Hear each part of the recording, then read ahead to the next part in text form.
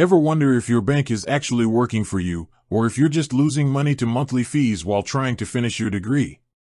When I started looking for a student-focused account, I realized most big banks just offer basic features with a lot of fine print.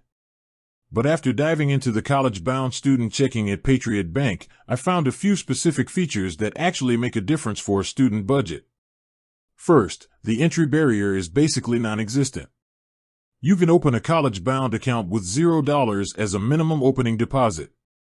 Most banks want $25 or $50 just to get started, but here, you can start with literally whatever is in your pocket. There is also no minimum balance requirement and no monthly maintenance fee. As long as you're a student, you don't have to worry about a low balance fee hitting you right before rent is due. The second feature that changed my daily routine is the ATM fee rebate. We all know the struggle of being nowhere near a branch and needing cash. Patriot Bank rebates the fees on your first 4 monthly withdrawals from non-Patriot ATMs, up to $20 per statement cycle. It's a small detail that saves you about $10 to $15 a month if you're frequently using out-of-network machines. Then there's the digital side. Their mobile app includes mobile check deposit, which is essential if you're getting reimbursement checks or occasional gifts from home.